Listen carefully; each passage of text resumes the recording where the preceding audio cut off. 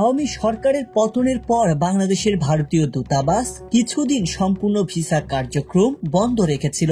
এরপর আবার চালু করলেও তার কার্যক্রম এখনো ফেরেনি স্বাভাবিক পর্যায়ে। ফলে সকল প্রকার ট্যুরিস্ট ভিসা বন্ধ রেখে বর্তমানে কেবল সীমিত আকারে জরুরি চিকিৎসা ও তৃতীয় দেশ গন্তব্যে থাকা শিক্ষার্থীদের ভিসা চালু রেখেছে ভারত।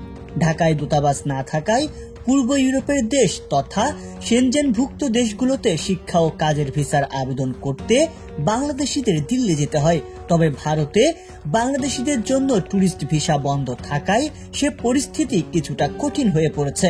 এসব দিক বিবেচনায় দিল্লিকে পাশ কাটিয়ে বাংলাদেশিরা যেন অন্য দেশের রাজধানী থেকে ভিসা নিতে পারে সে উদ্যোগ নিয়েছে পররাষ্ট্র মন্ত্রণালয়। বাংলাদেশি নাগরিকেরা পশ্চিম ইউরোপের সব দেশের ভিসা ঢাকা থেকে নিতে পারেন, তবে পূর্ব ইউরোপের বেশিরভাগ দেশগুলোর দূতাবাস ঢাকাতে নেই। এ কারণে বরাবরই দিল্লির দ্বারস্থ হতে হতো বাংলাদেশিদের। তবে দীর্ঘদিন পর সেদিক থেকে মুখ ফেরানোর পথে বাংলাদেশ।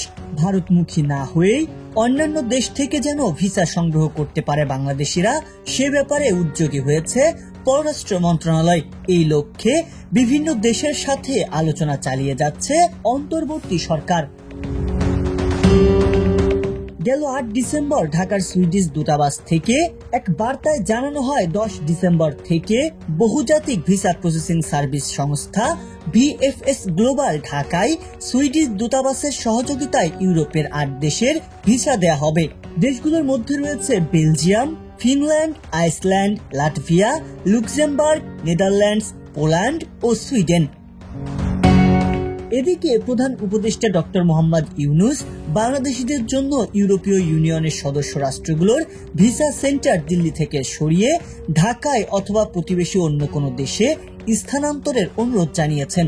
ইউ এর কূটনীতিকদের সঙ্গে বৈঠকে প্রধান উপদেষ্টা এই অনুরোধ করেন। এতদিন শিক্ষা, চিকিৎসা কিংবা কর্ম ভিসার জন্য ভারতের প্রতি নির্ভরশীল ছিল বাংলাদেশ। এ নিয়ে বিভিন্ন সময়ে আলোচনা হলেও কোনো সমাধান আসেনি। তবে অন্তর্বর্তী সরকারের ক্ষমতা গ্রহণের পর একে একে বাড়ছে ভারত বিমুখ বাংলাদেশিদের সংখ্যা। ফলে দিল্লি, আগ্রা, কলকাতা, শিলিগুড়ি সহ ভারতের অন্যান্য স্থানে বাংলাদেশিদের ভ্রমণ প্রায় শূন্যের কোঠায় নেমে গেছে। এ নিয়ে সেখানকার হোটেল, মোটেল, পরিবহন খাতে হাহাকার চলছে। বাংলাদেশি পর্যটকরা শুধু ভ্রমণেই ভারতে যেত না, সেখানে তারা বেড়ানোর পাশাপাশি বিপুল পরিমাণ কেনাকাটাও করত। কলকাতার ব্যবসায়ীরা মূলত বাংলাদেশের ক্রেতাদের টার্গেট করেই ব্যবসা করে আসছিল। তারা সারা বছর বাংলাদেশি ক্রেতাদের জন্য অপেক্ষায় থাকে। বাংলাদেশি ক্রেতা না থাকায় এখন তাদের ব্যবসা প্রতিষ্ঠান টিকিয়ে রাখা প্রায় অসম্ভব হয়ে পড়েছে। এমন অবস্থায় বাংলাদেশ কেন্দ্রিক ভারতের দীর্ঘদিনের যে দাদাগিরি মনোভাব ছিল তাও কমে যাবে বলে মনে করছেন অনেকে।